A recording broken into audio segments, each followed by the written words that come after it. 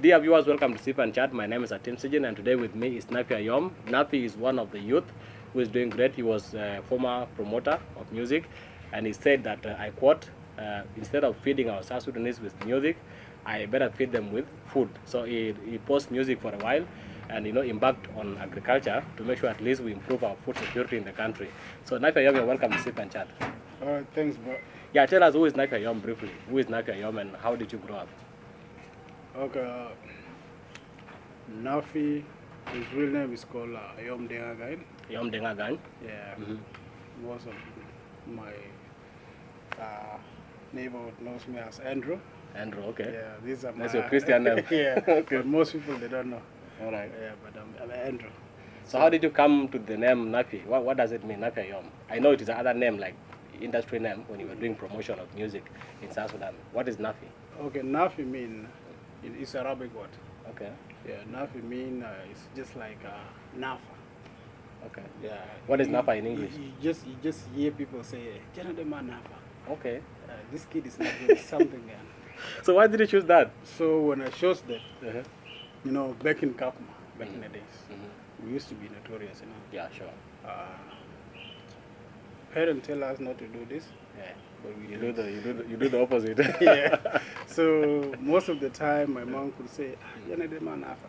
Okay. So I came up to learn that doesn't mean that I'm not a good kid. Yeah. So I was like, okay, I think I am. That's why Okay. I chose to be Nafi.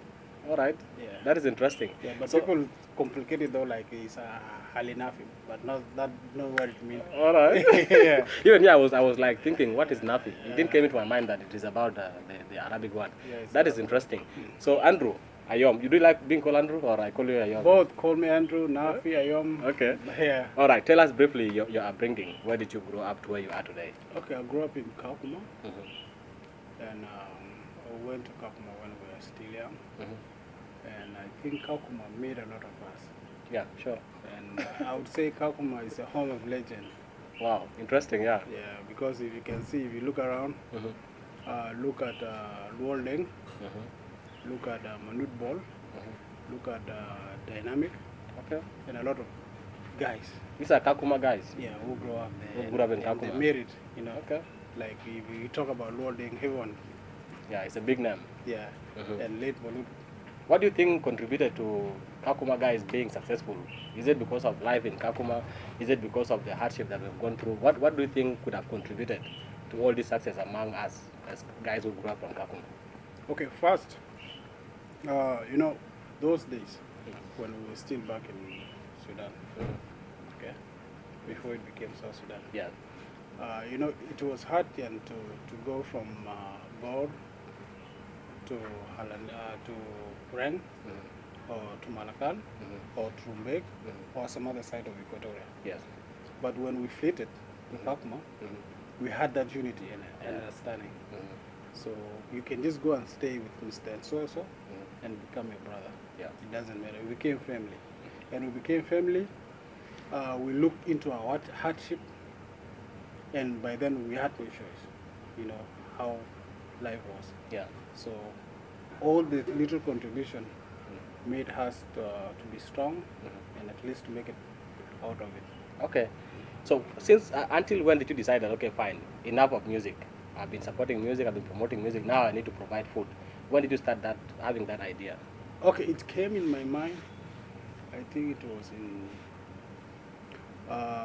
2017. Yeah, 2017, because I was doing music promotion. I had a company called Sudi Sound Entertainment. Yeah. And It's called what? Sudi Sound Entertainment. So this sound, okay. Sudi Sound Entertainment and Event Management. We used to do ladies' nights. We used to do shows for the artists. Like I work with Menimen, Mr. Lengs, someone like Kawaji Revolution, MT7. Okay. All these local artists and even some international artists or East African artists. So when you look around, we have our own thinking. Yes. So when you go to market,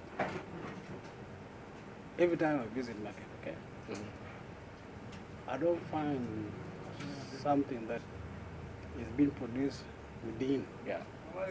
Like look at the only thing you can get is just some green like Kudura. kudura and Mhm. korofa. Mhm. This is what you can find is being produced within. Yeah. Okay? Mhm. But when you go and look at fresh milk, Mhm. plenty for them come from outside. Yeah. Even the brooms, just to clean. Even onions, tomatoes. So I was like, Mhm. music is not bad. Yeah. It's good. Okay? Mhm. But sometimes, you have to look on the other way.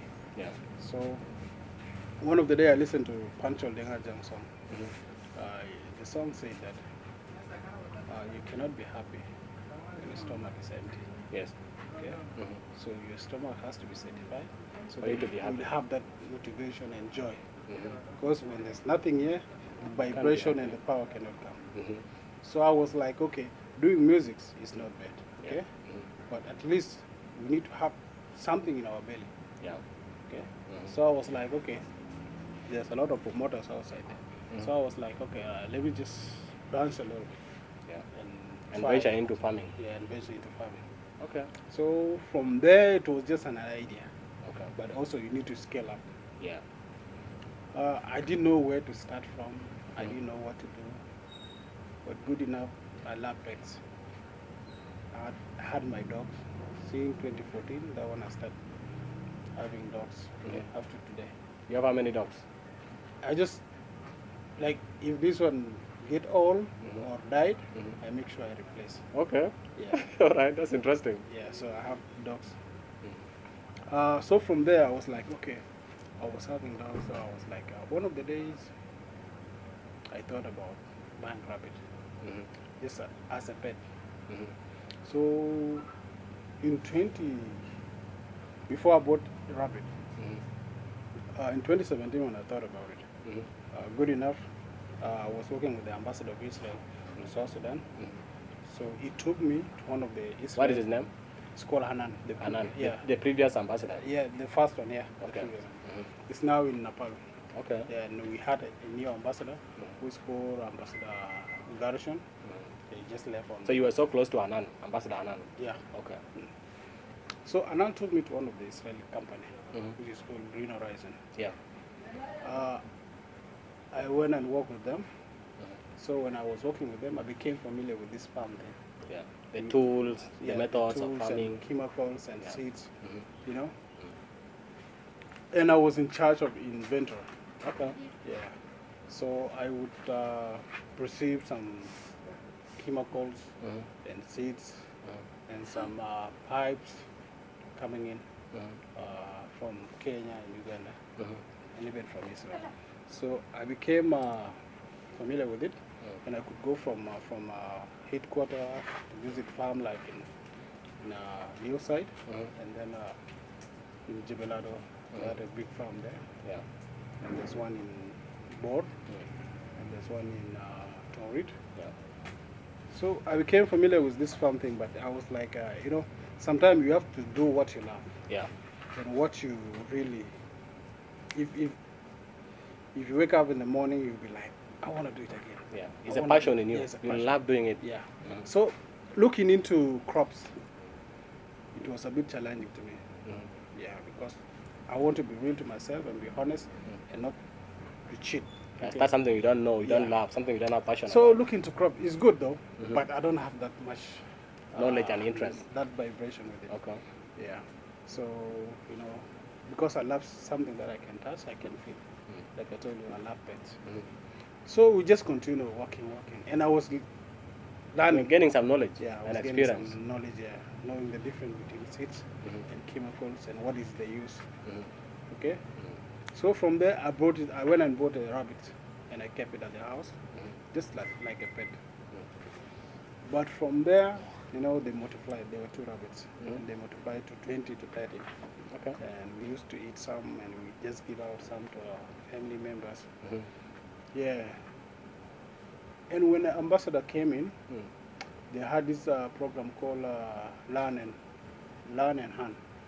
It's where they take a student from South Sudan to Israel, and not South Sudan alone. It's in the most of the country in Africa and then Asia. Yes. So from there, they took people from South Sudan and they took them to Israel. And I was conducting the process, The interviews, the process. interview and all this thing arrangement, and even I became familiar with some of the students up to today. And from there, I learned some when he's doing the lecturing, and he quoted that in Israel we only have 3%, and this 3% are the one producing food for the 97%, and they're the one producing food